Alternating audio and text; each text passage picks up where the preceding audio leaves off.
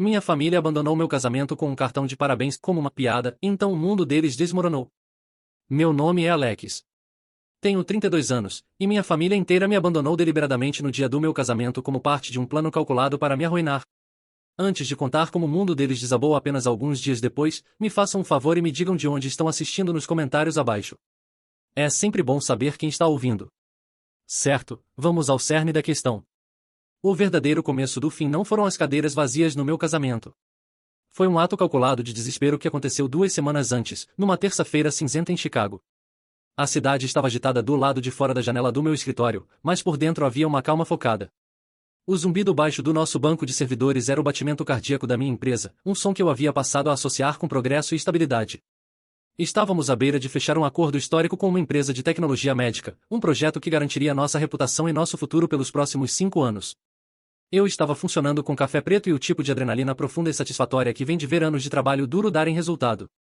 Minha empresa, uma firma de desenvolvimento de software sob medida que eu havia começado no meu minúsculo apartamento com nada além de um laptop usado e uma ideia, era o trabalho da minha vida. Era mais que apenas código e contratos. Era o sustento de 35 funcionários que confiavam em mim, que dependiam das decisões que eu tomava todos os dias. Aquele zumbido confortável foi quebrado pelo chiado do interfone do meu escritório.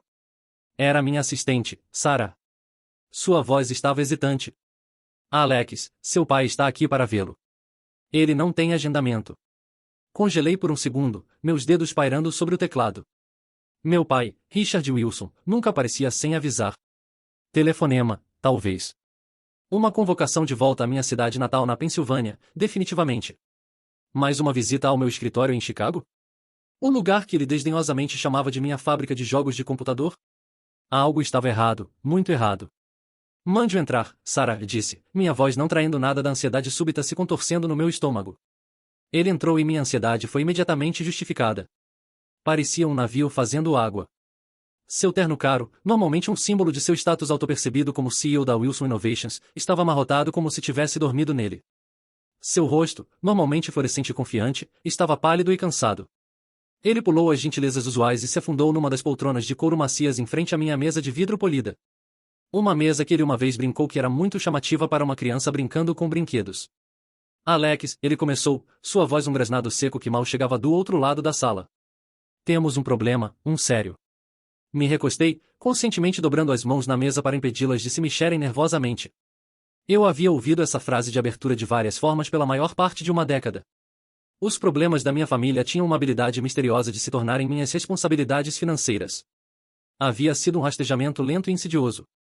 Começou quando vendi minha primeira peça de software na faculdade, um aplicativo simples de agendamento para negócios locais.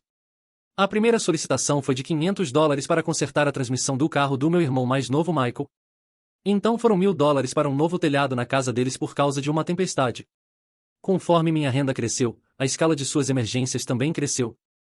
Era um caso clássico de ferver um sapo, um dreno financeiro e emocional lento que eu havia permitido por um senso profundamente enraizado e mal direcionado de dever familiar.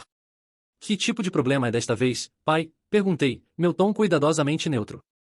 Ele soltou um suspiro longo e teatral, um som projetado para provocar máxima simpatia. A Wilson Innovations está por um fio, ele disse, olhando para um ponto logo além do meu ombro. O banco está cobrando nossos empréstimos. Estão ameaçando liquidar.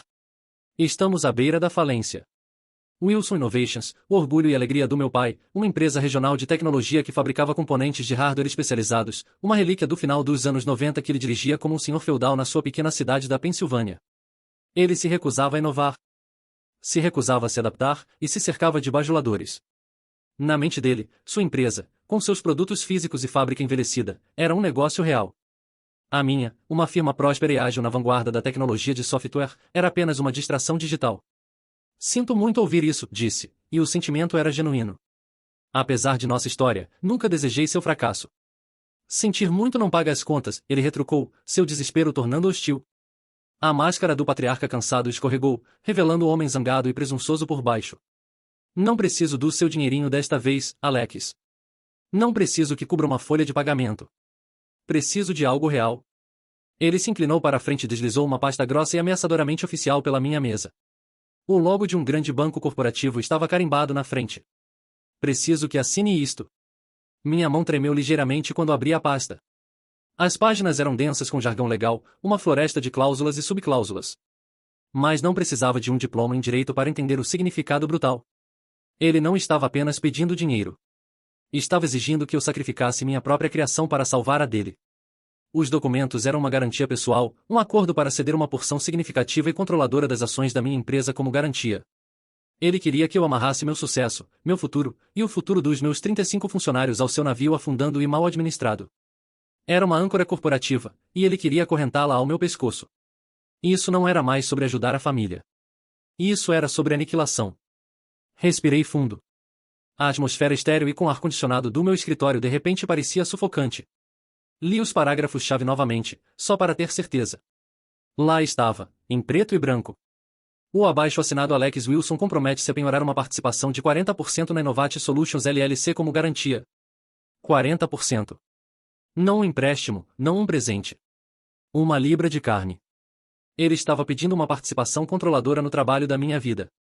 Devagar, deliberadamente, fechei a pasta. O clique suave do papelão pareceu ecoar na sala silenciosa. Deslizei-a de volta pela superfície reluzente da mesa, parando bem na frente dele. Não, disse. A palavra foi baixa, quase um sussurro, mas aterrissou entre nós com a força de um golpe físico. Era uma palavra que eu havia engolido por 10 anos, uma palavra que eu havia engasgado por culpa e uma necessidade desesperada e infantil da sua aprovação. Dizê-la agora parecia ao mesmo tempo aterrorizante e libertador. Meu pai me encarou, sua boca ligeiramente aberta. Descrença lutava com indignação em seus olhos. Ele me olhava como se eu acabasse de crescer uma segunda cabeça. Não, ele repetiu, sua voz perigosamente suave. O que você quer dizer com não? Você sequer leu? Estamos falando do legado da família. O nome Wilson. Seu avô estaria se revirando no túmulo. A menção do meu avô, um homem que eu respeitava, um homem que havia construído seu próprio pequeno negócio com integridade, foi um golpe baixo. Meu avô construiu seu negócio com decisões sólidas, pai. Não com esmolas, retruquei, minha própria voz endurecendo. E a Innovate Solutions é meu legado. Tem meu nome na porta. Tenho 35 funcionários aqui, pessoas como Sarah, lá fora na recepção. Ela é mãe solteira. O fundo universitário dos filhos dela, sua hipoteca, toda a estabilidade da família dela depende desta empresa permanecer estável. Não vou arriscar tudo isso, tudo pelo que eles trabalharam, tudo pelo que eu trabalhei, para tirá-lo de uma situação que você criou através de anos de má administração.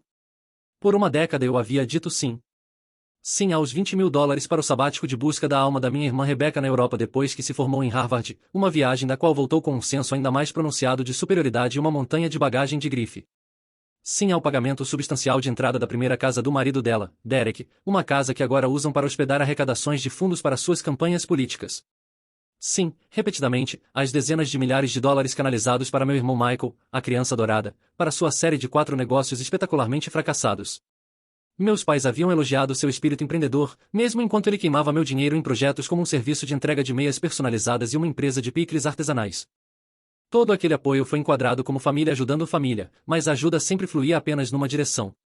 A memória que realmente cimentou minha determinação era afiada e amarga. Anos atrás, quando eu estava apenas começando, havia humildemente pedido ao meu pai um pequeno empréstimo de $5.000 para comprar um servidor mais poderoso. Ele havia olhado meu plano de negócios detalhado, riu alto, e o jogou de volta na minha mesa da cozinha. Você e seus joguinhos de computador, ele havia dito, balançando a cabeça com pena. Não seja ridículo. Arranje um emprego real, um salário fixo. Você vai me agradecer depois. Não arranjei um emprego real, arranjei um segundo e terceiro emprego, vivi de macarrão instantâneo, e comprei aquele servidor sozinho. Não havia esquecido a ferroada daquela rejeição.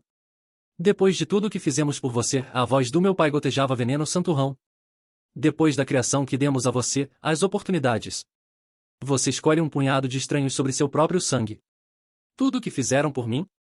A pergunta gritou na minha mente. Quer dizer a crítica constante? As comparações infinitas com Michael? O menosprezo de cada sucesso que consegui sozinho? Ele viu a determinação no meu rosto. A descrença azedou em fúria pura. Levantou-se tão abruptamente que sua cadeira de couro arranhou alto contra o piso de concreto polido. Era o rei cujo decreto havia acabado de ser desafiado por um camponês. Caminhou até a porta, sua mão agarrando a maçaneta fria de aço. Pausou e se virou de volta, seu rosto uma máscara de raiva fria e reptiliana. Não havia pai em seus olhos, apenas um inimigo. Você fez sua escolha, Alex, ele disse, as palavras pairando no ar como uma declaração formal de guerra. Você vai se arrepender disso. Ele saiu, batendo a porta com força suficiente para fazer a parede de vidro ao lado dela tremer. Sentei ali no silêncio reverberante, o choque das suas palavras vibrando no ar. Não sabia então que forma esse arrependimento tomaria. Não sabia as profundezas da sua crueldade. Só sabia que havia finalmente, depois de uma vida de apaziguamento, traçado uma linha na areia. Não tinha ideia de que eles estavam planejando transformar aquela linha numa zona de guerra, com meu casamento como marco zero. O dia do casamento. O dia do meu casamento era, por todas as medidas objetivas, perfeito. Era um dia nítido e perfeito no final de setembro. Emma e eu havíamos derramado nossos corações, e uma quantidade significativa de dinheiro, neste dia. O Embers, nosso local escolhido, era um prédio histórico lindamente restaurado nos arredores de Chicago. Todo tijolo exposto, tetos altos e janelas arqueadas elegantes. A luz do sol entrava, fazendo as partículas de poeira dançarem no ar, e iluminando os arranjos florais deslumbrantes que cheiravam a lírios e eucalipto. O murmúrio baixo dos nossos 150 convidados enchia o espaço com calor e vida. Eram nossos amigos, nossos colegas, as pessoas que nos apoiavam. Eram nossa família escolhida. E então havia a família em que nasci. Enquanto ficava no altar, esperando Emma, meus olhos continuavam sendo atraídos para a primeira fileira do meu lado. Era um bloco de 8 assentos vazios. Um buraco gritante e severo na tapeçaria alegre da nossa celebração. Meus pais, Richard e Linda. Meu irmão, Michael. Minha irmã, Rebecca, e seu marido presunçoso, Derek. Até minha tia, tio e primos do lado do meu pai, pessoas que sempre mandavam cartões de Natal, não estavam em lugar nenhum. Léo, meu padrinho e a coisa mais próxima que eu tinha de um irmão, ficou ao meu lado. Ele se inclinou, seu próprio sorriso tenso com preocupação. Ainda nada, ele sussurrou. Nem uma palavra, sussurrei de volta, minha garganta de repente seca. Meu coração era um tambor frenético contra minhas costelas. Meu pai não havia falado comigo desde aquela confrontação explosiva no meu escritório. O silêncio havia sido perturbador. Mas então, alguns dias atrás, minha mãe havia ligado. Sua voz havia sido docemente melosa, pingando com um entusiasmo falso que, em retrospectiva, deveria ter sido uma bandeira vermelha massiva. Estamos tão animados, Alex. Estamos todos vindo. E seu pai tem uma surpresa especial planejada para a recepção. Ele disse que é hora da família finalmente se unir e celebrá-lo adequadamente. Agora, parado na frente de todos, aquela surpresa parecia menos um presente e mais uma ameaça. O que era isso? Algum tipo de jogada de poder distorcida? Eles estavam todos sentados numa limusine do lado de fora, esperando a cerimônia começar antes de fazer uma entrada grandiosa, dramática e roubadora de atenção? O pensamento era tão profundamente e patologicamente típico deles que era quase acreditável. Não conseguiam suportar quando os holofotes estavam em mim. Então a música cresceu. As grandes portas de carvalho no fundo do salão se abriram, e vi Emma. Todo o resto desapareceu. Minha respiração travou no peito. Ela estava radiante, uma visão de branco, seu sorriso tão genuíno e cheio de amor que parecia um escudo. Enquanto caminhava pelo corredor, seus olhos fixos nos meus. E por aqueles poucos momentos preciosos, as cadeiras vazias deixaram de existir. Toda a tensão, a ansiedade, os anos de drama familiar, tudo derreteu sob o calor do seu olhar. Ela chegou ao meu lado, sua mão encontrou a minha, e seu calor tranquilizador me centrou. Seu sorriso era a única coisa que importava. Passamos pela cerimônia. Nossos votos eram reais e verdadeiros, promessas que fizemos um ao outro que pareciam as únicas coisas sólidas num mundo que havia de repente inclinado em seu eixo. Quando o oficiante nos declarou marido e mulher, o aplauso foi estrondoso. Enquanto caminhávamos de volta pelo corredor, sorrindo através de uma névoa de alegria e alívio, a visão daquelas cadeiras vazias me atingiu novamente. Era uma declaração pública, uma ferida deliberada e humilhante infligida na frente de todos que eu conhecia e respeitava. A hora do coquetel foi um novo tipo de tortura. Amigos e associados de negócios, pessoas cujo respeito eu valorizava, vieram me parabenizar. Estavam tentando ser educados, mas as perguntas eram inevitáveis, tingidas com uma pena que eu podia sentir como um toque físico. Parabéns, Alex. Seus pais devem estar tão orgulhosos. Estão atrasados? Perguntou um associado de negócios mais velho. Apenas um pequeno atraso, murmurei, a mentira parecendo lixa na minha boca. Uma pequena emergência familiar. A melhor amiga da minha irmã Rebecca da faculdade, uma mulher que eu conhecia há anos, me encurralou no bar. Alex, onde estão todos? Becca estava tão animada com seu vestido. Sua alegre inconsciência era como uma faca se torcendo na ferida. Emma, abençoe sua alma, foi minha campeã. Era uma fortaleza de graça e força, desviando perguntas com um sorriso encantador e uma frase inteligente. Oh, vocês conhecem os Wilsons, ela diria com uma risada leve. Sempre fazendo uma entrada. Estamos apenas guardando um lugar para eles. Sua mão era uma pressão constante e tranquilizadora nas minhas costas. Uma mensagem silenciosa, em estou aqui. Estamos nisso juntos. Mas conforme os minutos passaram e a hora do coquetel sangrou para o jantar da recepção, o pavor endureceu numa certeza nauseante. Isso não era um atraso. Isso não era uma piada mal cronometrada. Isso era intencional. Isso era o arrependimento que meu pai havia me prometido. Isso era uma execução. E eu era quem estava no cadafalso. A revelação cruel. Justo quando a equipe de catering começou a servir o prato principal, vi Maria Gonzalez, a gerente do local, serpenteando entre as mesas em nossa direção. Maria era o epítome de uma profissional, uma mulher calma e capaz que havia lidado com cada detalhe do nosso evento impecavelmente. Mas quando se aproximou da nossa mesa principal, vi um lampejo de algo em seus olhos que não pertencia a uma recepção de casamento. Era uma pena profunda e desconfortável. Senhor Wilson, ela disse. Sua voz um murmúrio discreto destinado apenas a mim e Emma. Sinto muito interromper. Um entregador acabou de deixar isto. Ele recebeu instruções muito específicas para entregá-lo pessoalmente a você precisamente neste momento. Ela me entregou um único envelope branco nítido. Era pesado, feito de papel cartão caro. Meu nome, Alex, estava escrito na frente na caligrafia elegante e curvilínea da minha mãe, uma escrita que eu havia visto numa vida inteira de cartões de aniversário e desculpas vazias. Meu coração, que havia estado batendo com ansiedade o dia todo, de repente pareceu estar batendo em câmera lenta. Era isso, a explicação, o pedido de desculpas, a razão. Com dedos tremendo, rasguei o lacre. Dentro estava um dos nossos próprios cartões de casamento, o lindo com as folhas prateadas em relevo que Emma havia passado semanas escolhendo. Mas os parabéns pré-impressos haviam sido riscados.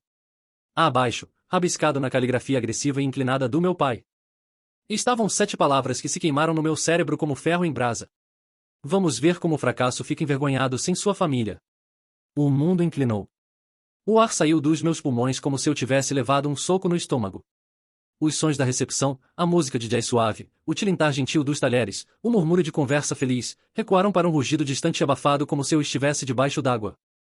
Li as palavras novamente e então uma terceira vez. Minha mente simplesmente não conseguia ou não queria processar a crueldade pura e não adulterada daquilo. Fracasso. Depois de todo o meu trabalho, depois de construir uma empresa bem-sucedida do zero, depois de apoiá-los por uma década, era tudo que eu ainda era para ele. Para todos eles, um fracasso a ser publicamente envergonhado. Emma viu meu rosto drenar de toda a cor. Alex? Querido? O que é? Ela gentilmente pegou o cartão dos meus dedos entorpecidos e sem nervos. Seu suspiro foi afiado e visceral, um som de choque puro e incompreensível. Seus olhos brilharam com uma fúria protetora que era quase aterrorizante. Não entendo, sussurrei, balançando a cabeça devagar de um lado para o outro, como se pudesse fisicamente negar a realidade das palavras no cartão. Por quê? Por que fariam isso? Maria pigarreou, sua postura profissional rachando para revelar uma mulher genuinamente indignada em nosso nome. Senhor Wilson? Alex, ela disse, sua voz firme agora. Acho que você precisa saber algo. Não ia dizer nada porque não conseguia acreditar que alguém seria tão malicioso. Mas agora. Ela gesticulou para nós a seguirmos, nos levando a um pequeno e silencioso recanto atrás de uma cortina, longe dos olhos curiosos dos nossos convidados. Seu pai e seu cunhado, Sr. Palmer, estiveram aqui 2 semanas atrás, ela começou, suas palavras saindo apressadas. Estavam aqui para confirmar a disposição dos assentos, disseram. Eu estava no escritório adjacente, e a porta estava aberta. Ouvi toda a conversa deles. Sinto muito, muito mesmo. Realmente pensei que devia ser algum tipo de piada doente e de mau gosto. O que você ouviu? Emma exigiu, sua voz tremendo, não de tristeza, mas de raiva branca e quente. Maria respirou fundo, seus olhos encontrando os meus com simpatia profunda. Seu pai estava falando com o Sr. Palmer. Ele estava rindo. Disse, e lembro muito claramente porque foi tão chocante e ele ficará lá parado como um idiota completo. Todos os seus amigos chiques de Chicago verão que ele não é nada sem sua família. Ficará tão humilhado que terá que vir rastejando de volta para nós. É assim que conseguimos assinatura nesses papéis. Seu cunhado, o político, disse que era uma tática brilhante de negociação hostil. Tática de negociação hostil. A frase fria e corporativa ecoou a lógica brutal do mundo do meu pai. Isso não era um ato de despeito mesquinho. Não era uma simples briga familiar que havia saído de controle.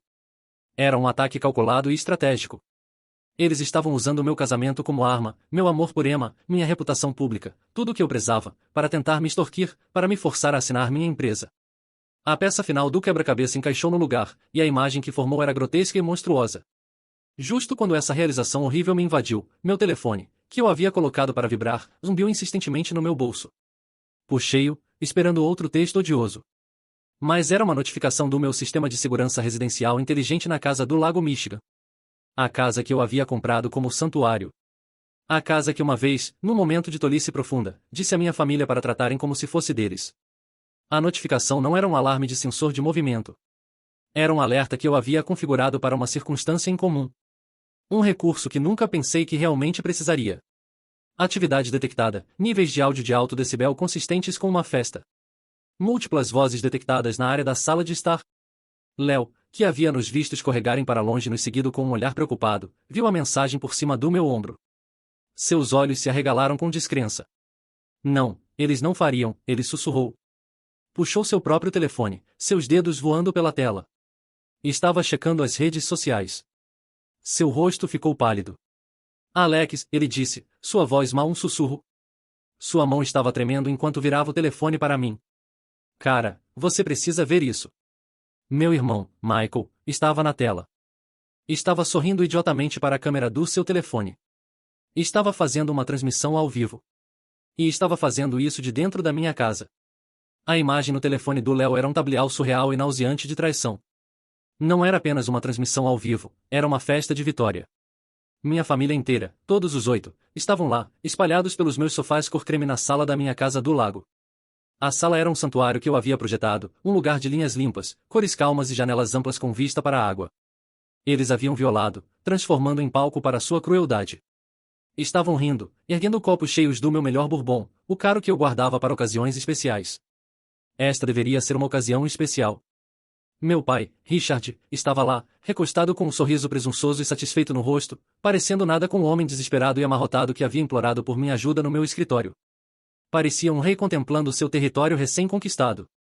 Minha mãe, Linda, estava ostensivamente mostrando uma nova pulseira de diamante para minha irmã, Rebecca, que a admirava com um olhar de satisfação presunçosa.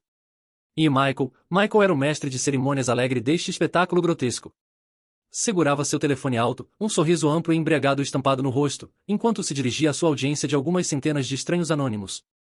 E um grande salve para meu irmão mais velho, Alex, ele balbuciou, erguendo seu copo num brinde zombeteiro que enviou uma onda de náusea fresca através de mim.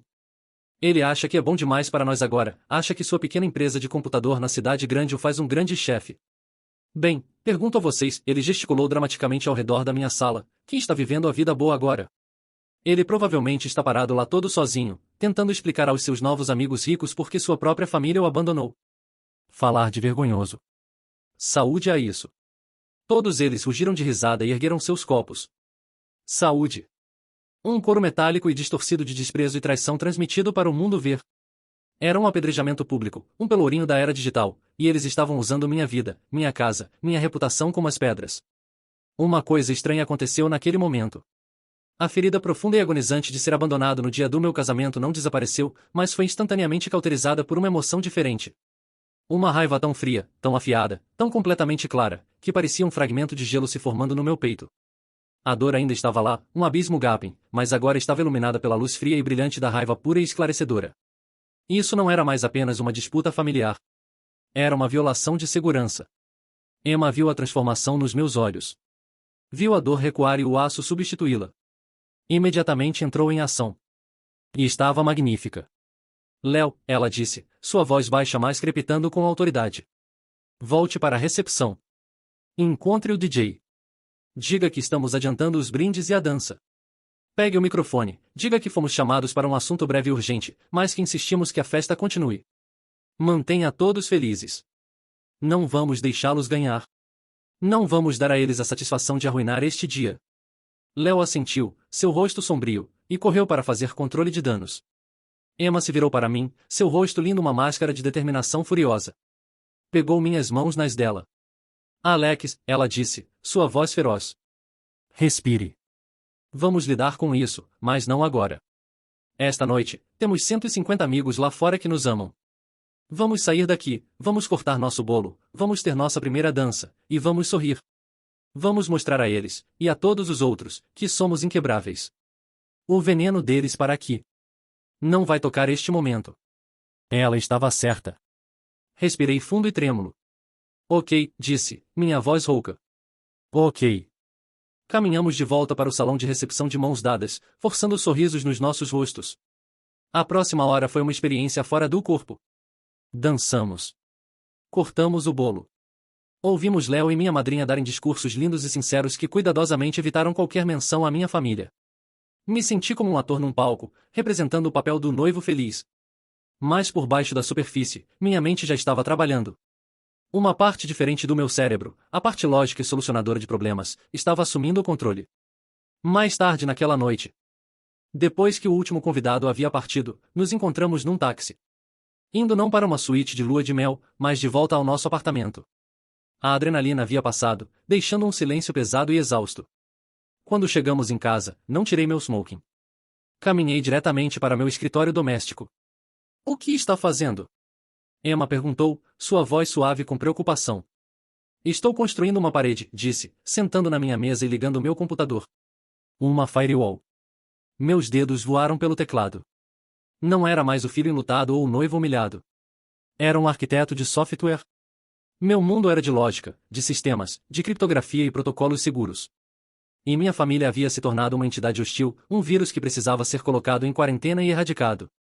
Primeiro e-mail. Todas as contas pessoais e comerciais. Senhas alteradas para strings longas, complexas e geradas aleatoriamente. Telefones e e-mails de recuperação mudados para os da Emma. Autenticação de 2 fatores habilitada em cada conta, usando uma nova chave de hardware dedicada. Em seguida, todas as instituições financeiras. Contas bancárias, carteiras de investimento, cartões de crédito. Novas senhas, novas perguntas de segurança, novos PINs. Entrei na minha conta principal de cartão de crédito e vi a lista de usuários autorizados. Richard Wilson, Linda Wilson. Com 2 cliques, seus nomes sumiram. Seu acesso foi terminado. Vi a cobrança pendente de uma joalheria de alto padrão para a nova pulseira da minha mãe. Aqui ela estava exibindo na transmissão ao vivo. Sem um momento de hesitação, cliquei no botão em reportar esta cobrança como fraudulenta. Então a casa, o palco deles. Acessei o painel administrativo da casa inteligente. Podia ver os logs do sistema. Eles ainda estavam lá, a música ainda tocando. Com uma precisão fria e metódica, comecei a desmantelar seu acesso. Todas as chaves digitais e passes de convidado existentes foram revogados. A senha administrativa principal foi alterada. Apaguei remotamente o histórico de acesso. E então, com um clique final e satisfatório, acionei a configuração de maior segurança do sistema em bloqueio de emergência. Era um recurso projetado para invasões. Trancava toda a porta e janela eletrônica, desabilitava todo o acesso local de teclado e remoto. E, como bônus, começaria a soar um alarme perfurante em 60 minutos se a propriedade não fosse evacuada.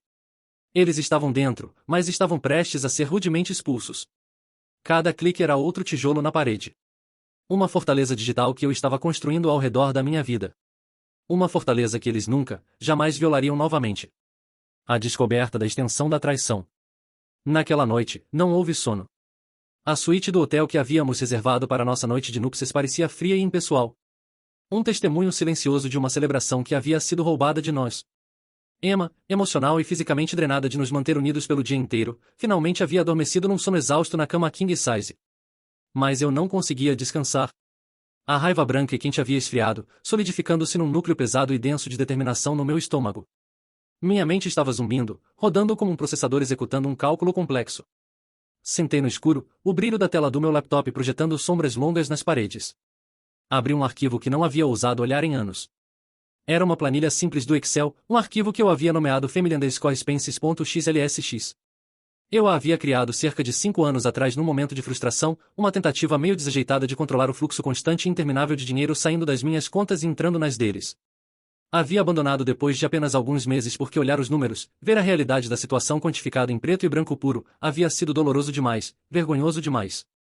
Parecia admitir minha própria fraqueza. Esta noite, aquela planilha não parecia uma fonte de vergonha. Parecia uma arma, uma ferramenta de esclarecimento, um caminho para a verdade. Comecei do início, determinado a não perder nada. Entrei nos meus portais bancários arquivados mais antigos, mergulhando em extratos de uma década atrás. Meticulosamente peneirei anos de históricos de cartão de crédito, a trilha de papel digital da minha própria exploração de longo prazo. O trabalho era metódico, minucioso, e com cada item de linha que inseria, outra camada da minha negação era arrancada. Cada entrada era uma pequena cicatriz distinta. Outubro 2012. $1.250,78. Universidade da Pensilvânia. Pagamento de mensalidade para um dos seminários empresariais do Michael. Lembrava desse. Ele havia prometido que era a chave para seu sucesso. Desistiu depois de 2 semanas. Junho 2014. $2.500. The Grand Colonial Hall.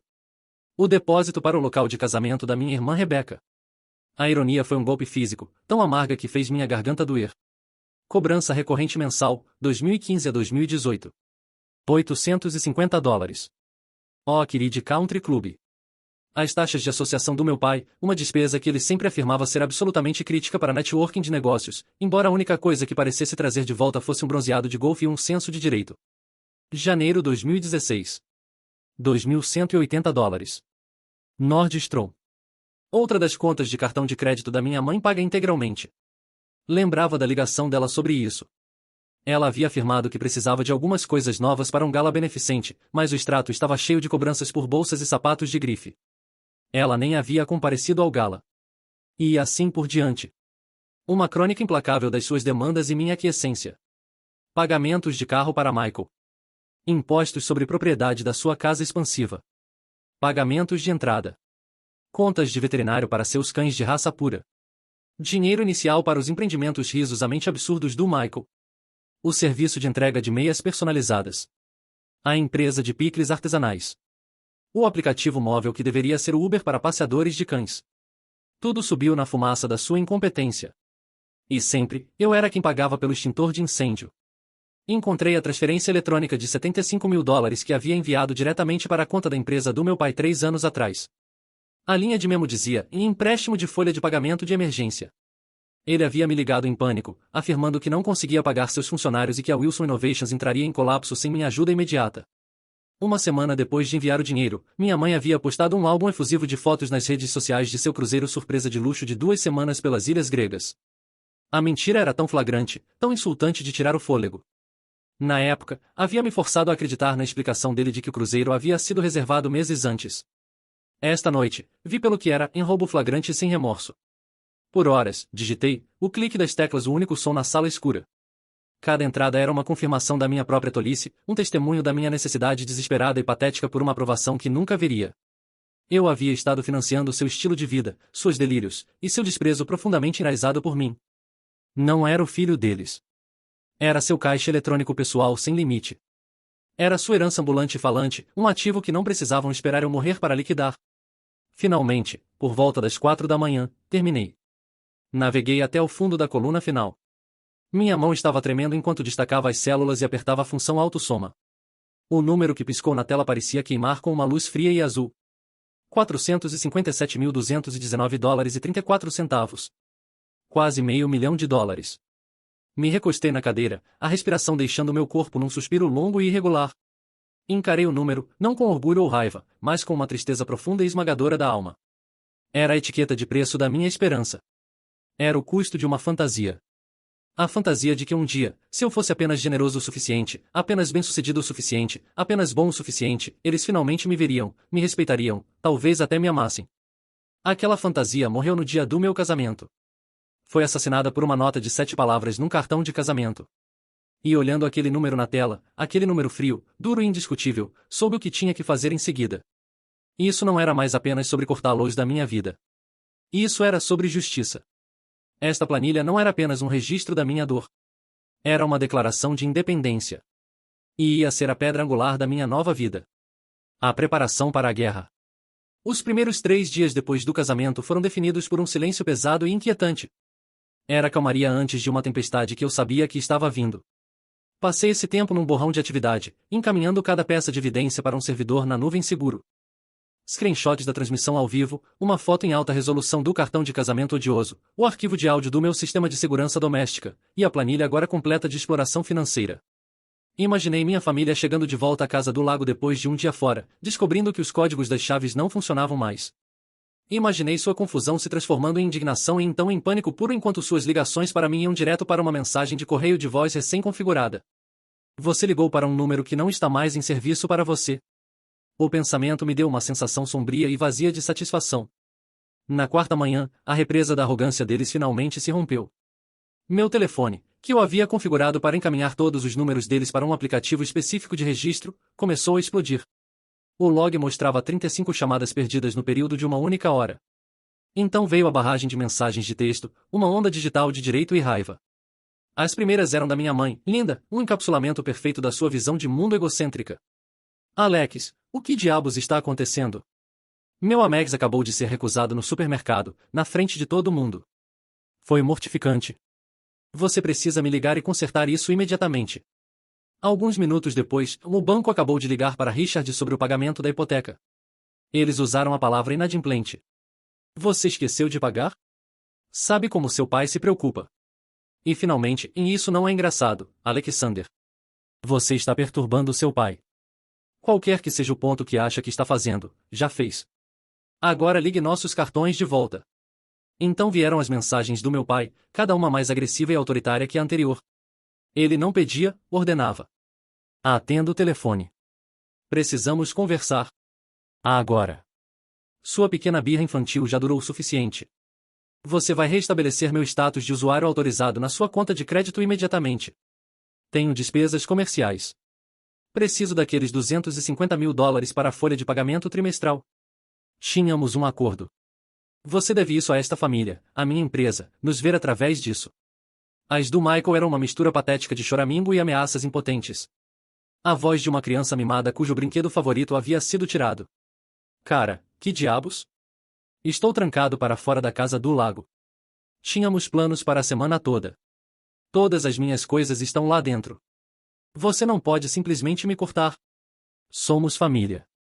Você prometeu que sempre me ajudaria com meus negócios. Vou dizer ao papai para ligar para o advogado dele. Você não vai escapar impune. Não respondi a nenhuma. Simplesmente fiz screenshot de cada mensagem, registrei cada chamada logada, e as adicionei à montanha crescente de evidências. Mas sabia que isso era apenas o primeiro tiro de canhão. Mensagens de texto e ligações raivosas eram coisa de amador. O ataque real, o projetado para causar dano real, veio da única pessoa na minha família que realmente sabia jogar sujo. Meu cunhado, o honorável Derek Palmer. Derek era um político local escorregadio e implacavelmente ambicioso cuja carreira inteira era uma fachada cuidadosamente construída de valores familiares e liderança comunitária. Um escândalo público bagunçado envolvendo a família da sua esposa era uma ameaça direta à sua ambição. E ele reagiu como uma cobra encurralada. Uma semana depois do casamento, os primeiros tiros foram disparados na sua guerra real. Um punhado de avaliações anônimas de uma estrela apareceu nos perfis públicos da minha empresa no Google e Glassdoor. Eram inteligentemente redigidas, usando o jargão corporativo para soar credíveis. Práticas de cobrança antiéticas. Gerenciamento de projeto caótico. Uma cultura de promessas quebradas. Então escalou. Um e-mail com aparência formal, enviado de um endereço anônimo disfarçado, pousou na caixa de entrada do vice-presidente de aquisições do meu maior cliente, a corporação de saúde cujo contrato estávamos prestes a assinar. O e-mail era uma obra-prima de insinuação. Não fazia acusações diretas. Simplesmente levantava preocupações, sugerindo que minha empresa, Innovate Solutions, era o assunto de uma investigação interna sobre uma violação significativa de segurança de dados, e que estávamos ativamente tentando ocultar o assunto dos nossos clientes. A consequência foi imediata e catastrófica. Meu contato na empresa, um homem chamado Bob com quem eu havia jogado golfe, me ligou naquela tarde. Sua voz, normalmente calorosa e amigável, estava tensa e formal. Alex, ele disse, e podia ouvir o desconforto no seu tom. Recebemos um e-mail perturbador esta manhã. Tenho certeza de que não é nada, mas nosso departamento de compliance tem que tratar qualquer menção de violação de dados com a máxima seriedade. Temos que colocar o novo contrato em espera, aguardando os resultados de uma auditoria de segurança completa e independente dos seus sistemas. É apenas procedimento. Procedimento que custaria à minha empresa $250 em receita imediata e potencialmente colocaria em risco todo o relacionamento. Era um ataque de precisão mirado direto na minha jugular financeira. Foi projetado para me aleijar e me fazer sangrar, me forçar de volta à mesa de negociação com minha família, espancado e desesperado. A pressão era imensa. Os rumores começaram a circular. Meus funcionários, minha equipe leal, começaram a trocar olhares preocupados. Meus níveis de estresse estavam nas alturas. O sono se tornou um luxo que não podia me dar ao luxo. Emma foi minha rocha, constantemente me lembrando de que este era o ato desesperado de pessoas desesperadas. Mas eu sabia, com uma certeza gelante, que não podia lutar isso sozinho. Eles haviam declarado guerra total. Era a hora de trazer um general. O advogado da minha empresa, um homem bom e decente chamado Frank, era ótimo com contratos, fusões e lei de propriedade intelectual. Era um construtor. Mas isso não era um projeto de construção. Era uma demolição. Era uma briga de rua, e Frank, com sua atitude gentil e amor por precedente legal, não era um lutador de rua. Eu precisava de alguém que não tivesse medo de sujar as mãos. Precisava de um guerreiro. Léo, meu padrinho, foi quem me deu o nome. Estávamos sentados num bar silencioso e escuro, o tipo de lugar para onde você vai quando o mundo parece alto demais. Eu havia acabado de expor toda a situação para ele, a campanha de difamação, o cliente colocando tudo em espera. Ele tomou um longo gole da sua cerveja e colocou o copo com um baque. Você está tentando jogar xadrez com pessoas que estão apenas derrubando as peças do tabuleiro, ele disse. Você precisa parar de jogar o jogo deles. Você precisa de um advogado que vira a mesa inteira. Ele se inclinou para a frente. Tem essa mulher, Diana Albright. Meu ex-chefe, um cara que dirigia um fundo hedge, teve que lidar com uma tentativa de aquisição hostil de uma firma rival. Estavam tentando arruiná-lo. Ele disse que contratar Diana foi como soltar um velociraptor de terno sob medida. Ela não apenas ganha. Ela sistematicamente desmantela a oposição até não terem nada para lutar. A descrição era tão vívida, tão potente, que ficou comigo a noite toda. Um velociraptor de terno. Era exatamente o que eu precisava. A contratação da guerreira. Na manhã seguinte, liguei para o escritório dela. Sua assistente me informou que a agenda da Sra. Albright estava reservada pelos próximos 3 meses, mas mencionei o chefe do fundo hedge do meu amigo, e um slot de consulta milagrosamente se abriu para aquela mesma tarde. O escritório de Diana Albright não era a câmara empoeirada e cheia de livros que eu havia imaginado. Era um espaço deslumbrante e minimalista no 50º andar de um arranha-céu do centro, com uma vista panorâmica do horizonte de Chicago e do lago Michigan. A arte nas paredes era moderna e agressiva. Ela sentava atrás de uma grande mesa de vidro vazia, um único laptop e sua única ferramenta. Estava no início dos 50 anos, com olhos afiados e surpreendentemente inteligentes que pareciam analisar, categorizar e dispensar você tudo no período de um único batimento cardíaco. Ela não perdeu tempo com conversa fiada. Você tem 30 minutos para me convencer de que seu caso é mais interessante que a disputa de propriedade intelectual multimilionária que tenho esperando, ela disse, sua voz nítida e clara. Gesticulou para eu me sentar. Respirei fundo e expus tudo. Os 10 anos de apoio financeiro sistemático. A demanda final e desesperada para assinar as ações da minha empresa. O abandono calculado no meu casamento. O cartão odioso. A transmissão ao vivo zombeteira. A campanha de difamação profissional liderada pelo meu cunhado político. O cliente que havia colocado nosso maior contrato em espera. Terminei abrindo meu laptop, virando-o para mostrar a planilha. O número final e condenatório em $457.219,34. Ela ouviu sem uma única interrupção. Sua expressão ilegível, seu foco absoluto.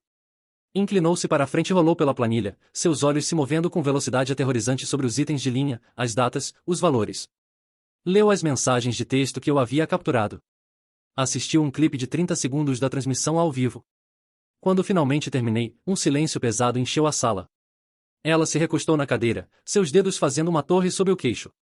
Eles são desleixados, ela disse finalmente, seu primeiro comentário sobre toda a situação sórdida.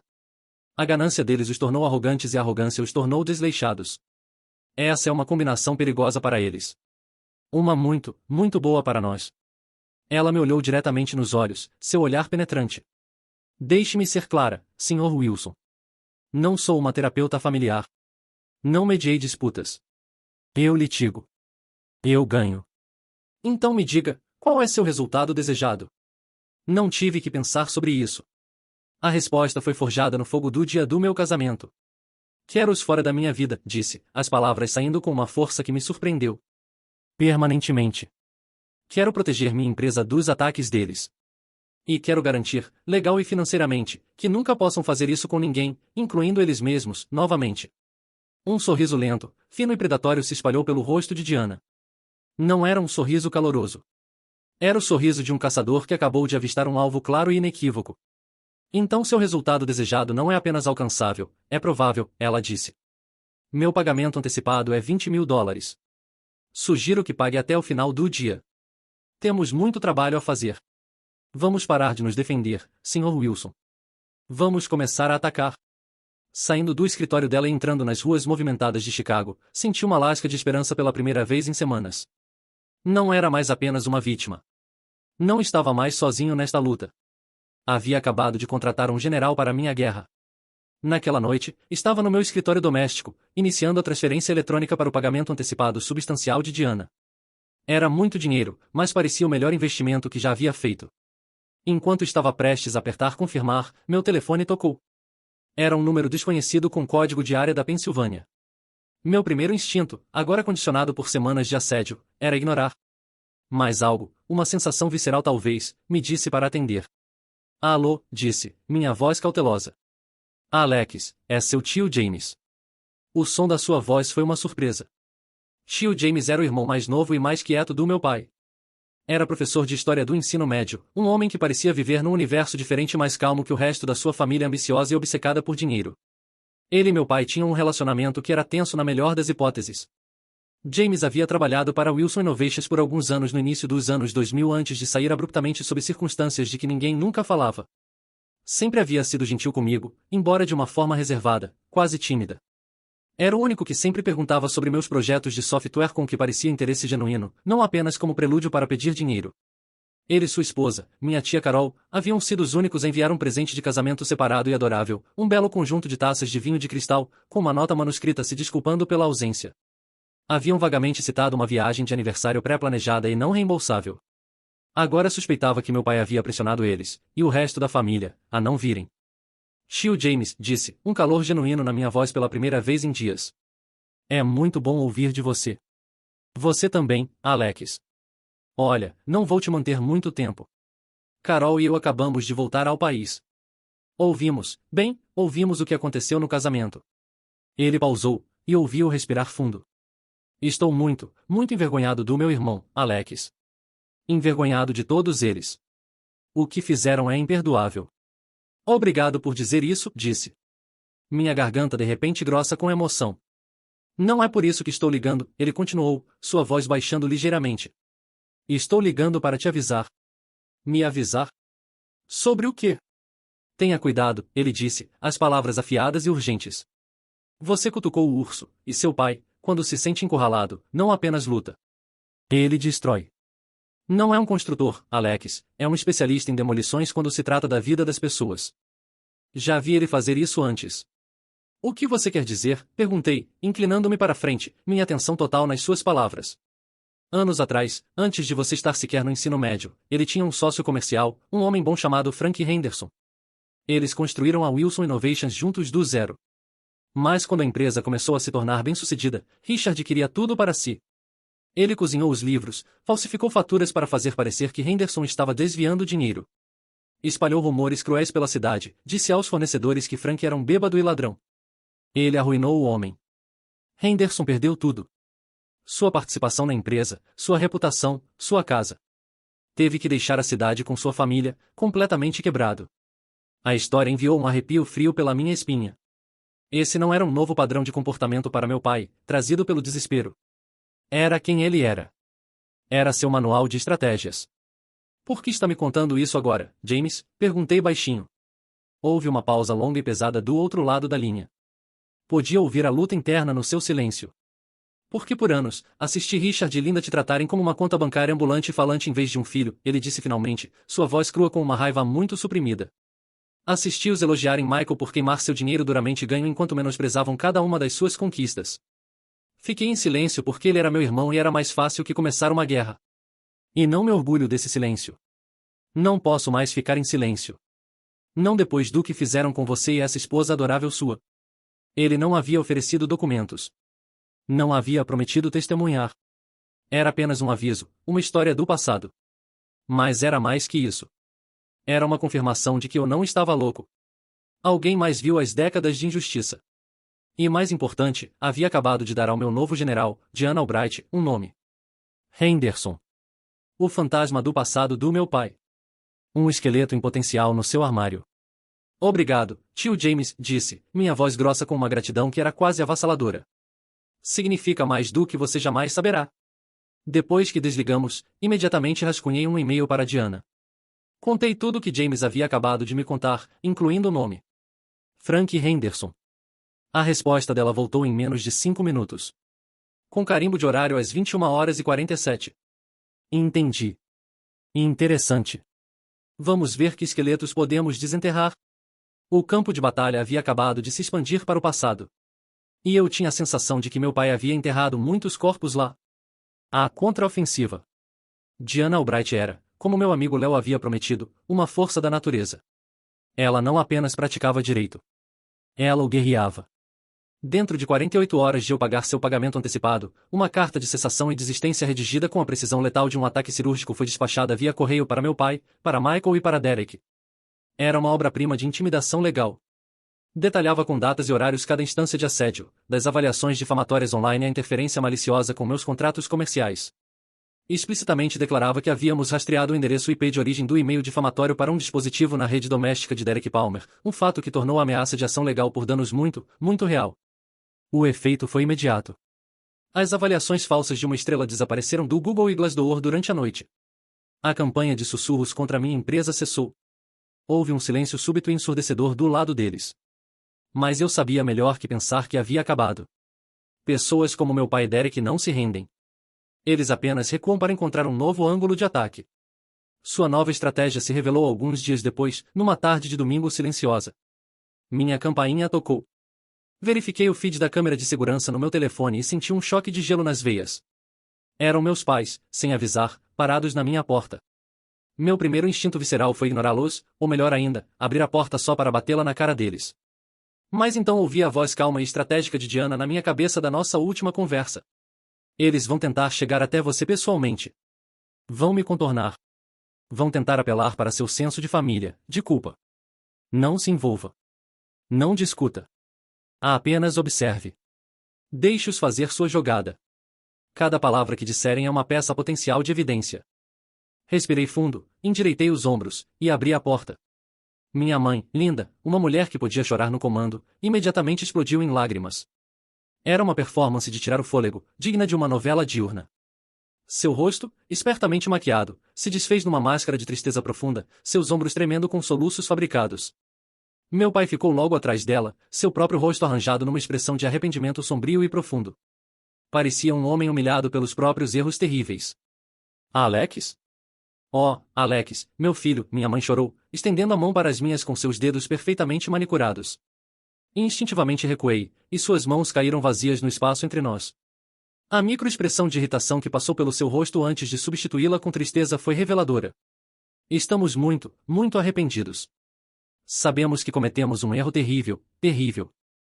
Foi ideia do Michael. Meu pai se juntou, sua voz baixa e supostamente cheia de remorso paternal. Ele jogou seu próprio filho dourado debaixo do ônibus sem um momento de hesitação.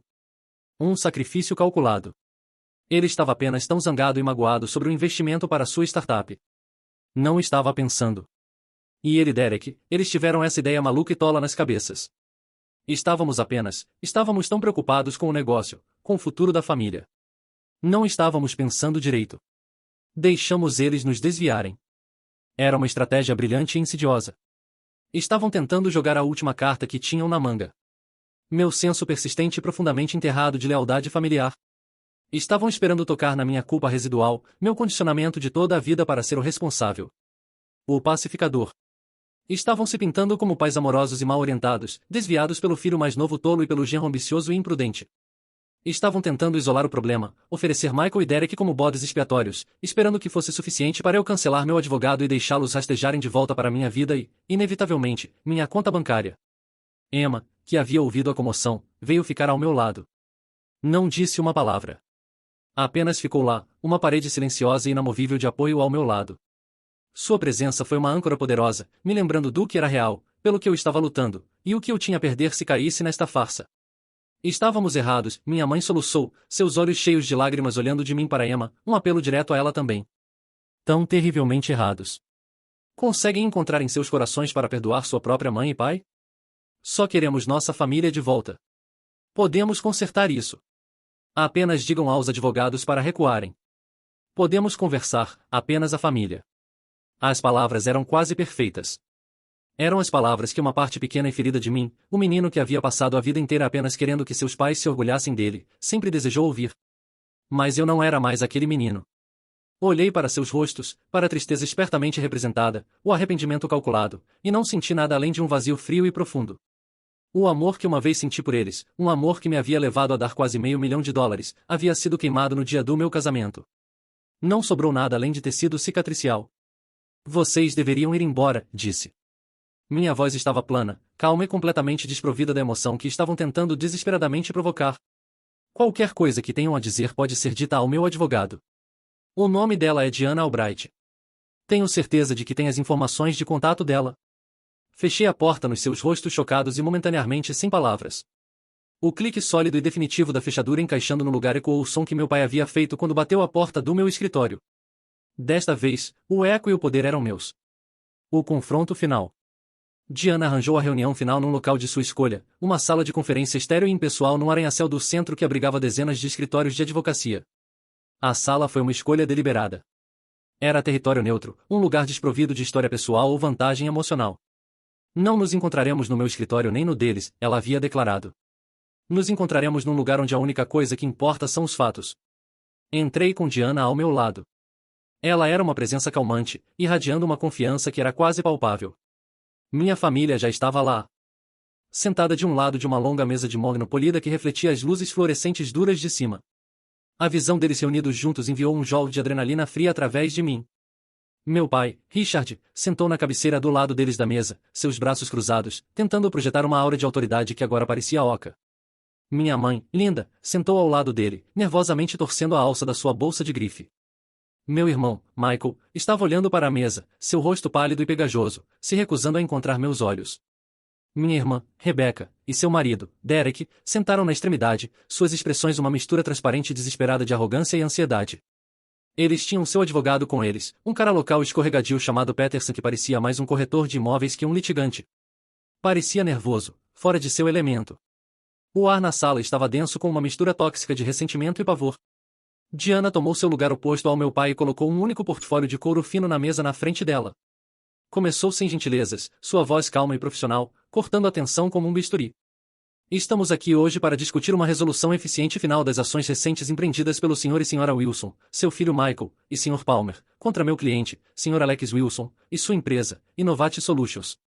O advogado deles, Peterson, estufou o peito numa demonstração fraca de bravata. Meus clientes sentem que são a parte prejudicada aqui, ele começou, recitando o que era claramente uma declaração preparada. Meu cliente, Sr. Wilson, foi submetido a um abandono financeiro súbito e cruel por seu filho, causando a ele e sua família angústia emocional e financeira significativa. Estamos aqui para discutir uma reconciliação justa e equitativa. Diana nem sequer honrou com uma resposta direta. Simplesmente arqueou uma sobrancelha elegante. Certamente chegaremos à questão da angústia em um momento, ela disse friamente. Abriu seu portfólio e deslizou um único documento grampeado pela mesa. Primeiro, vamos falar sobre danos tangíveis. Como resultado direto da campanha difamatória e caluniosa iniciada por seu cliente, Sr. Palmer, a empresa do meu cliente atualmente tem um contrato importante, avaliado em mais de $250.000 no primeiro ano, em espera indefinida. Temos, é claro, documentado cada post difamatório online.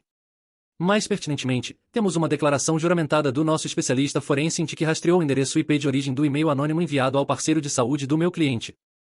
Foi enviado de um dispositivo conectado à rede doméstica do Sr. Palmer às 23h42 da noite de 3 de outubro. O rosto de Derek Palmer ficou branco.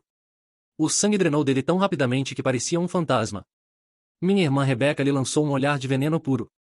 Ela sabia que sua carreira política estava pendendo por um fio, e ele havia acabado de nos entregar a tesoura. Dados esses fatos indiscutíveis, Diana continuou, sua voz afiada como vidro quebrado, estávamos preparados para oferecer um acordo único. Meu cliente concordaria em não buscar um processo multimilionário por danos e interferência torciosa. Em troca, todos vocês assinariam um acordo legalmente vinculativo para cessar todo o contato, direto, indireto ou através de terceiros com Alex e sua esposa, e se abster de todos os comentários públicos ou privados sobre eles ou seus negócios perpetuamente. Meu pai realmente riu. Foi um som curto, latindo, incrédulo. Você deve estar brincando, ele zombou. Não vamos assinar nada. Ele nos deve. Depois de uma vida inteira de investimento nele, ele deve lealdade à sua família. Deve a vocês? Diana repetiu as palavras devagar, deixando-as pairar no ar. Seus olhos piscaram em minha direção com um olhar que dizia, hora do show. Ela acenou quase imperceptivelmente para sua assistente, que estava sentada silenciosamente no canto. A assistente apertou uma tecla no seu laptop. O monitor grande na parede, que havia estado escuro até agora, piscou para a vida. E lá estava, minha planilha, meu livro Razão da Dor, ampliado em fonte de 72 pontos para todos verem. Apoio financeiro total fornecido por Alex Wilson à família Wilson, $457.219,34. Um suspiro coletivo e audível passou pelo lado deles da mesa. A mão da minha mãe voou para a boca, seus olhos arregalados de choque. Michael afundou tão baixo na cadeira que parecia encolher. Peterson. O advogado deles, encarou o número, sua mandíbula frouxa. Meu pai encarou a tela, seu rosto ficando um vermelho manchado e furioso. Ele saltou de pé, apontando um dedo trêmulo para mim. Sua compostura completamente despedaçada. Você manteve uma lista? Ele rugiu, sua voz rachando. Seu pequeno cobra ingrata. Todo esse tempo, você estava mantendo uma maldita lista. É uma lista muito detalhada e meticulosamente pesquisada, Diana disse, sua voz cortando sua raiva. Com datas, valores e registros de transações bancárias correspondentes para apoiar cada entrada. É admissível como evidência. O advogado deles estava gaguejando, tentando formular uma objeção. Isso é um assunto familiar privado. É irrelevante. Fraude nunca é um assunto familiar privado, Diana retrucou. Ela acenou para sua assistente novamente. A tela mudou. Agora era um player de áudio. Uma forma de onda apareceu. E então, o som das próprias vozes deles, sua própria risada, encheu a sala silenciosa e estéril. O áudio do meu sistema de segurança doméstica na noite do meu casamento. A voz embriagada do Michael ecoou dos alto-falantes, e ele acha que sua pequena empresa de computador o faz um grande chefe. Bem, olhem quem está vivendo a vida boa agora. A voz do meu pai, rindo, e ele vai aprender a lição. Vai vir rastejando de volta. Minha mãe começou a chorar, mas essas não eram as lágrimas de crocodilo da minha porta. Eram os soluços reais e irregulares de humilhação total e completa. E finalmente, Diana disse, sua voz baixando para quase um sussurro, entregando o cu de graça, vamos falar sobre um homem chamado Frank Henderson. Meu pai congelou no meio da sua explosão. A cor, a vida, tudo drenou do seu rosto. Parecia que havia sido transformado em pedra. Meus investigadores, Diana disse, seus olhos fixos no meu pai, tiveram uma conversa muito longa e muito interessante com seu ex-sócio comercial, o homem cuja carreira você sistematicamente destruiu em 1998. Ele foi surpreendentemente aberto uma vez que soube que você estava tentando um esquema financeiro similar com seu próprio filho. Ela abriu seu portfólio novamente e tirou uma pasta mais grossa. Ele manteve registros muito bons, Richard, incluindo o que pareciam ser as faturas originais não alteradas e as falsificadas que você criou para incriminá-lo por peculato. Falsificação é crime, como você sabe. Ele parece muito disposto a compartilhar sua história e suas evidências com a IRS e o escritório do promotor distrital da Pensilvânia. Ele sente que é uma questão de justiça muito atrasada. Ela deslizou a pasta pela mesa. Ela pousou na frente do meu pai com um baque suave e final. Cheque mate. A sala estava completamente silenciosa, exceto pelo choro baixo e derrotado da minha mãe. A arrogância havia sumido. A resistência estava despedaçada. Tudo o que restou naquela sala foi a verdade severa e feia de quem eles eram, exposta e dissecada sob o brilho impiedoso das luzes fluorescentes. Diana se inclinou para a frente, sua voz baixa mais carregando o peso da vitória absoluta. Então, vamos voltar ao meu acordo de conciliação. Não é mais uma oferta. É sua única tábua de salvação. Vocês vão assiná-lo. Vão sair desta sala e vão desaparecer da vida do meu cliente para sempre. Ou minha próxima ligação será para o escritório do promotor distrital. A escolha é de vocês. Tem 5 minutos. A vitória e suas consequências. Não houve negociação. Não houve debate. Os 5 minutos que Diana havia dado a eles eram desnecessários. Meu pai encarou a pasta contendo as evidências dos seus crimes passados, seu rosto uma máscara de derrota cinzenta e abjeta. A luta havia saído dele, substituída pelo terror frio e claro de um homem encarando o abismo da sua própria criação. O advogado deles, Peterson, parecendo que desejava desesperadamente estar em qualquer outro lugar na Terra, praticamente empurrou as canetas nas mãos deles. Ele entendia a gravidade da situação completamente. Isso não era mais sobre uma disputa familiar por dinheiro. Isso era sobre manter seus clientes fora da prisão. Eles assinaram um acordo um por um num silêncio morto e pesado. Seus movimentos eram rígidos, espasmódicos, os movimentos de automatos. A assinatura do meu pai, normalmente um rabisco ousado e arrogante que ocupava meia página, agora era uma linha fina e trêmula, a mão de um homem velho e derrotado. Ele não olharia para mim. Nenhum deles olharia. Eles assinaram os papéis. Os empurraram de volta pela mesa, e saíram da sala como um exército derrotado deixando o campo de batalha. Não falaram um com o outro. Não se olharam. O vínculo tóxico da ganância e arrogância compartilhadas havia sido despedaçado, deixando apenas 5 indivíduos isolados e quebrados. A guerra havia acabado, e eu não havia apenas vencido. Havia sobrevivido. As consequências da sua longa campanha de engano, e seu fracasso final, se espalharam com a eficiência rápida e brutal de um desastre natural. Era como puxar um único bloco crítico de Jenga que faz toda a torre cambaleante de suas vidas desabar em escombros. Um mês depois, um pequeno artigo sem cerimônia apareceu na seção de negócios do jornal online local da Pensilvânia. Wilson Innovations entra com pedido de falência do capítulo 11, cita dívida insuperável. A empresa que meu pai havia construído sobre a ruína de outro homem, seu legado precioso, estava oficialmente morta. 2 meses depois disso, enquanto navegava sites imobiliários por uma razão diferente, me deparei com uma listagem que fez meu coração parar por um segundo. Era a casa deles. A casa onde cresci. A casa cujos pagamentos de hipoteca e impostos sobre propriedade eu havia coberto pela maior parte de 5 anos. A manchete era severa e clínica, em leilão de execução hipotecária pelo banco. As fotos mostravam salas vazias e ecoantes, despojadas dos móveis caros e decoração que eu havia indiretamente pago. Eram fantasmas de uma vida que não podiam mais pagar.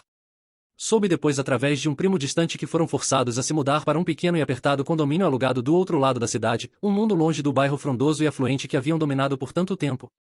O mundo cuidadosamente curado da minha mãe de almoços no country club e compras de grife havia encolhido para as 4 paredes de um apartamento de 2 quartos. A última startup genial do Michael, aquela pela qual estava disposto a arruinar meu casamento, desapareceu da internet sem deixar rastro. Seu site chamativo foi substituído por um erro 404, não encontrado. Sem meu rio infinito de dinheiro para alimentar seus delírios, foi finalmente forçado a confrontar a realidade dura do mundo real. O mesmo primo distante me disse que estava trabalhando no depósito de uma loja de departamentos, descarregando caminhões. Pela primeira vez em seus 28 anos, teve que ganhar um salário real. Mas a notícia mais pública, e talvez mais satisfatória, veio via um comunicado à imprensa formal do escritório político de Derek Palmer. Ele anunciou, com grande arrependimento fingido, que não buscaria reeleição no próximo ciclo, citando um desejo súbito de passar mais tempo com sua família. A verdade, como o investigador de Diana mais tarde confirmou com uma ligação silenciosa e triunfante, era que seu partido político o havia cerimoniosamente abandonado.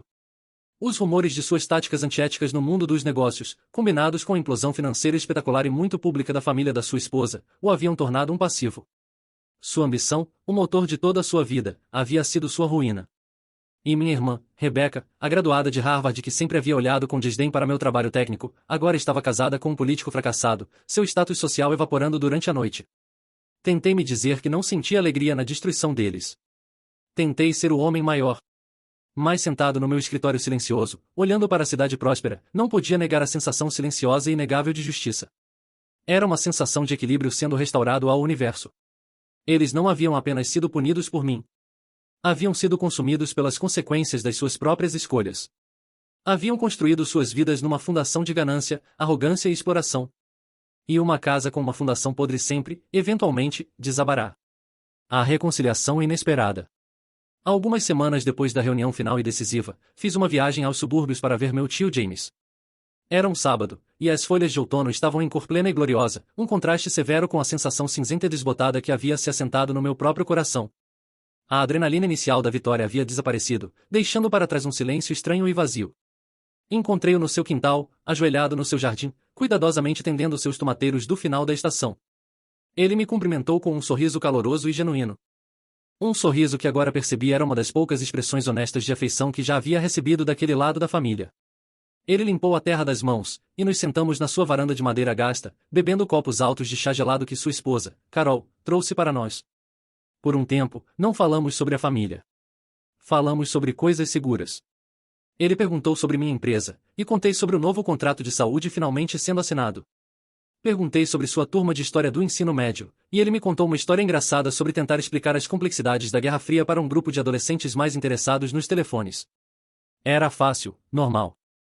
Finalmente, numa pausa confortável na conversa, fiz a pergunta que havia estado rondando no fundo da minha mente. Por que realmente fez isso, James? Perguntei, olhando para suas fileiras organizadas de vegetais. Por que me ajudou? Ele é seu irmão mais velho. Ele ficou em silêncio por um longo tempo, girando o gelo no seu copo. Olhou para seu jardim, seu rosto pensativo. Família deveria ser uma fonte de força, Alex, ele disse finalmente, sua voz baixa mas firme. Deveria ser um porto seguro numa tempestade. Mas com Richard, nunca foi uma família. Sempre foi um reino, e ele era o rei. Todos os outros tinham um papel a desempenhar que o servia. Linda era a rainha, cujo trabalho era manter seu status social. Michael era o príncipe herdeiro, o sucessor, que não podia fazer nada errado. E você, ele se virou para me olhar, seus olhos cheios de um entendimento profundo e triste, você, meu garoto, era o tesouro. Seu trabalho era manter o reino financiado, pagar pelo estilo de vida deles, financiar suas ambições. E no momento em que o tesouro disse não, você não era mais um filho. Era um traidor da coroa. Não podia ficar parado e assistir o reino drenar seu próprio tesouro até secar e então ter a audácia de culpá-lo por estar vazio. Simplesmente não podia mais fazer isso. Confessei algo a ele então, algo que não havia admitido totalmente nem mesmo para Emma, porque tinha medo de que soasse ingrato. Pensei que me sentiria melhor depois que tudo acabasse, disse baixinho, minha voz mal um sussurro. Mais leve, vingado. E às vezes me sinto, mas na maior parte do tempo, apenas me sinto vazio. É como um membro fantasma. Sei que minha família era tóxica. Sei que essa parte da minha vida precisava ser amputada para salvar o resto de mim. Mas ainda posso senti-la lá às vezes, doendo. James assentiu devagar, seu olhar cheio de uma empatia profunda que trouxe um nó na minha garganta. Claro que sente, filho. Isso se chama luto. E tem que entender que não está lamentando a família que realmente perdeu, porque de muitas formas, nunca realmente a teve para começar. Está lamentando a família que deveria ter tido, aquela que toda criança merece. Uma família com pais que celebravam seu sucesso em vez de vê-lo como um recurso a ser saqueado. Ele se inclinou e colocou uma mão firme e calorosa no meu ombro. Essa dor? Alex, isso é o que te lembra que tem um coração. É uma cicatriz. E cicatrizes não são sinais de fraqueza. São prova de que sobreviveu a algo que deveria ter te destruído. Não se envergonhe disso. Deixe ser um lembrete da sua própria força. Deixe ser um guia para o que procurar e o que evitar quando construir uma nova família própria. Uma família construída no amor, não em livros-razão. Suas palavras foram uma bomba numa ferida que nem percebi que ainda estava tão crua e aberta. Ele estava certo. Era hora de parar de peneirar as ruínas do reino caído do meu pai. Era hora de começar a lançar a fundação para o meu próprio. A reconstrução. O ano que se seguiu ao confronto foi de transformação profunda e silenciosa. Não foi uma mudança súbita e cinematográfica, mas uma reconstrução lenta e constante, tanto externamente quanto internamente. Com o processo resolvido e o drama constante e drenante finalmente cisado da minha vida, parecia que um zumbido massivo e de baixa frequência de ansiedade que nem havia percebido totalmente havia sido subitamente desligado. O efeito na minha empresa foi imediato.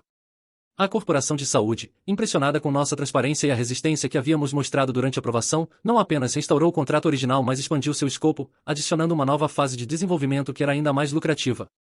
Minha equipe, que havia ficado ao meu lado com lealdade inabalável através da incerteza e rumores, trabalhou com um senso renovado de propósito e camaradagem. Havíamos passado por um fogo juntos e saído mais fortes do outro lado. Não éramos apenas uma empresa mais, éramos uma unidade. Terminamos aquele ano fiscal com nossa receita subindo uns impressionantes 30%, um testemunho do foco e energia que não estava mais sendo sugada pela toxicidade familiar. Mas as mudanças mais significativas não eram quantificáveis numa folha de balanço. Estavam acontecendo dentro de mim. O mundo parecia diferente. Meu processo de tomada de decisão havia sido fundamentalmente alterado. Uma tarde, cerca de 6 meses após o acordo, estava numa reunião de diretoria com os fundadores de uma startup de e-commerce chamativa. Estavam buscando uma parceria, querendo que minha empresa construísse sua infraestrutura de back-end. O negócio era incrivelmente lucrativo, o tipo de projeto de alto perfil que nos faria aparecer em revistas de tecnologia. Um ano atrás, teria pulado nisso sem pensar duas vezes. Mas enquanto ouvia os fundadores falarem, com sua retórica escorregadia sobre disrupção e captura agressiva de mercado, vi meu pai neles. Vi a mesma disposição para cortar cantos éticos, a mesma demissão de riscos potenciais aos dados do usuário, o mesmo foco no lucro acima de tudo. Havia uma superficialidade, um vazio, que me deixou nervoso. No final da reunião, educadamente recusei a parceria. Meu desenvolvedor principal, um cara brilhante chamado Ben, caminhou de volta ao meu escritório comigo, parecendo confuso. Alex, era muito dinheiro para deixar passar, ele disse. Tem certeza sobre isso? Olhei para ele e sorri, um sorriso real. Algum dinheiro custa muito caro, Ben, disse. Era uma frase simples, mas parecia uma declaração de missão para minha nova vida. Estava finalmente construindo um negócio e uma vida que se alinhavam com meus próprios valores, não uma que estava constantemente tentando apaziguar os valores distorcidos dos outros. Meu foco começou a mudar de apenas construir uma empresa bem-sucedida para construir uma significativa. Encontrei um novo senso profundo de propósito na mentoria. Entrei no conselho de um programa incubador sem fins lucrativos local para jovens empreendedores carentes em Chicago. Foi lá que conheci Sofia Rodrigues. Sofia era uma jovem brilhante e ardente no início dos 20 anos com uma ideia nascida da sua própria experiência de vida. Havia projetado um aplicativo que ajudava famílias de baixa renda e pais solteiros a encontrar e coordenar cuidados infantis acessíveis e confiáveis, criando pequenas cooperativas baseadas na comunidade. Sua ideia era ouro puro, mas seu plano de negócios tinha buracos. Era apaixonada e inteligente, mas não sabia como navegar os mundos do capital de risco ou estrutura corporativa. Ela me lembrava tanto de mim mesmo 10 anos atrás, cheia de potencial, mas desesperadamente precisando de orientação de alguém que havia caminhado pelo caminho antes. Tomei-a sob minha asa. Tornei-me seu mentor oficial. Não dei a ela um único dólar. Dei algo muito mais valioso. Meu tempo, minha expertise, minha rede. Passamos horas no meu escritório nos fins de semana, examinando seu plano de negócios, testando seu código sob estresse, refinando seu pitch deck. Apresentei ao Frank, meu advogado antigo e bondoso, que ajudou a montar sua estrutura corporativa pro bono. Preparei-a para pitches de investidores, representando o papel do capitalista de risco cético. Quando finalmente ficou no palco numa competição de pitch de toda a cidade, com desenvoltura e paixão, garantiu sua primeira rodada de financiamento inicial, o olhar de triunfo puro e não adulterado no seu rosto me deu um jolt de satisfação tão profundo que quase me trouxe as lágrimas. Era uma sensação mais recompensadora que qualquer contrato que já havia assinado. Estava me tornando o mentor de que havia desesperadamente precisado. Estava construindo um tipo diferente de legado, um baseado não na exploração mas no empoderamento. E parecia voltar para casa. A redenção do relacionamento familiar. O primeiro jantar, que pareceu menos uma negociação de paz e mais uma refeição em família, aconteceu um mês depois. Por acordo tácito, o local foi território neutro. A casa da minha avó. Espera, isso está errado. Meu tio James não era minha avó. O primeiro jantar, que pareceu menos uma negociação de paz e mais uma refeição em família, aconteceu na minha própria casa, um mês depois. Emma e eu decidimos convidar tio James e tia Carol. Era um pequeno passo, mas significativo. Sentamos ao redor da nossa mesa de jantar, a mesma onde Emma e eu havíamos planejado nosso casamento. A conversa foi cautelosa no início, cheia de tópicos seguros. O tempo, um novo restaurante que havia aberto no bairro. Mas então algo mudou. Tio James, que sempre havia sido reservado sobre suas próprias experiências, começou a falar sobre seus anos ensinando. Sua voz se encheu de uma paixão silenciosa que eu não havia ouvido antes. Sabem, ele disse, cortando seu peixe, há algo sobre estar numa sala de aula com esses jovens. Eles fazem perguntas que me forçam a repensar tudo o que achava que sabia sobre história. Me mantém honesto. Carol sorriu para ele, um olhar de orgulho genuíno. Ele nunca te conta, Alex, mas 3 dos seus ex-alunos foram aceitos em Ivy League este ano. E 2 deles eram considerados problemáticos por outros professores. Eles não eram problemáticos, James disse, corando ligeiramente. Apenas não se encaixavam no molde tradicional. Alguns dos pensadores mais originais que já conheci. Olhei para ele, este homem gentil que havia arriscado o relacionamento com seu próprio irmão para me defender. Isso soa familiar, disse com um sorriso. Não se encaixar no molde. Ele encontrou meus olhos e assentiu. Às vezes o molde está errado, Alex. Às vezes você tem que quebrar o molde e fazer um novo. Emma apertou minha mão debaixo da mesa. Era um momento simples, mas profundo. Era a primeira vez em meses que me senti parte de uma família real. Uma baseada em escolha mútua e respeito genuíno, não obrigação ou exploração. Conforme a noite progrediu, falamos sobre tudo. Minha empresa, os planos de Emma para voltar à escola de direito, os projetos de jardim de Carol. Não havia agendas ocultas, pedidos velados de dinheiro, ou competição tóxica. Era apenas família. Quando eles estavam se preparando para sair, tio James me puxou de lado. Alex, ele disse, sua voz baixa, só quero que saiba que estou orgulhoso de você. Não apenas pelo sucesso da sua empresa, mas pela pessoa que se tornou. Você pegou uma situação impossível e encontrou uma forma de sair dela com sua integridade intacta. Ele pausou, suas palavras cuidadosamente escolhidas. Seu pai. Meu irmão. Ele perdeu muito quando perdeu você. Espero que um dia ele perceba isso. Mas mesmo se não perceber, você construiu algo belo aqui. Uma vida, um casamento, um negócio baseado em seus próprios valores. Isso é mais valioso que todo o dinheiro do mundo. O fechamento final. 6 meses depois do acordo, recebo uma carta inesperada. Não pelo correio, era entregue por um serviço de courrier, num envelope grosso e caro que imediatamente me colocou em alerta máximo. Por um momento, pensei que minha família havia encontrado uma forma de contornar o acordo. Mas quando abri, era de uma fonte completamente diferente. Era de Frank Henderson. O homem que meu pai havia destruído décadas antes, o fantasma do passado que Diana havia desenterrado. Sua carta era manuscrita numa caligrafia ordenada e cuidadosa. Caro Sr. Wilson, começava, seu advogado, Sr. Albright, me contatou alguns meses atrás sobre a situação com seu pai. Queria que soubesse que quando soube o que ele estava tentando fazer com você, seu próprio filho, isso trouxe de volta todas as velhas feridas. Mas também me deu algo que não tive por mais de 20 anos, uma chance de justiça. Não apenas por mim, mas para impedir que ele machucasse outra pessoa da forma que me machucou. Entendo que ele enfrentou consequências significativas pelas suas ações. Não sinto alegria nisso, a queda de qualquer homem é triste. Mas sinto. Fechamento. Finalmente. Queria agradecer por dar voz à minha história depois de tanto tempo. E queria que soubesse que seu coragem em se defender inspirou minha própria família. Meu filho estava numa situação de negócios difícil no ano passado, e sua história o ajudou a encontrar a força para fazer a coisa certa, mesmo quando era difícil. Às vezes os erros do passado podem ser corrigidos, mesmo décadas depois. Obrigado por me dar essa oportunidade. Com gratidão, Frank Henderson. Sentei na minha mesa, segurando a carta, sentindo o peso completo do que havia acontecido. Não havia apenas me protegido e protegido minha empresa. Havia inadvertidamente ajudado a curar uma ferida de 20 anos de um homem que nunca havia conhecido. Havia quebrado um ciclo que ia muito além da minha própria família. Epílogo, construindo algo novo.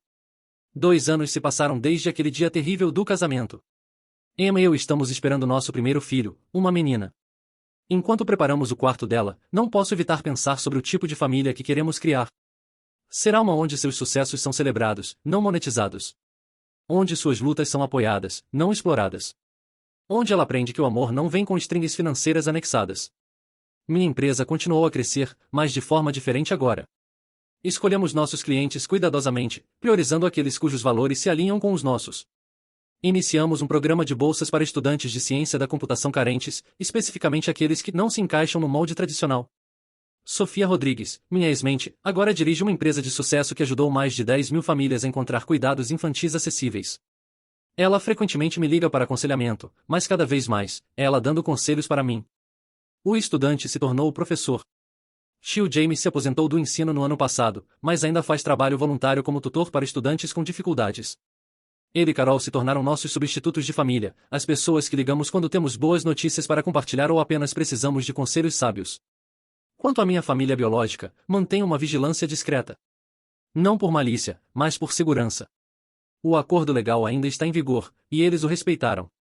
Ocasionalmente ouço atualizações através de conhecidos mútuos. Michael encontrou trabalho numa empresa de tecnologia local, não como executivo, mas como programador júnior. Pelos relatos, está realmente fazendo bem e, pela primeira vez na vida, fazendo isso por seus próprios méritos. Rebecca e Derek se divorciaram. Ela voltou para a escola e agora trabalha como assistente social. Meus pais se mudaram para um apartamento menor na Flórida. Espero, genuinamente, que tenham encontrado alguma paz. Às vezes ainda sinto aquela dor fantasma que tio James havia descrito.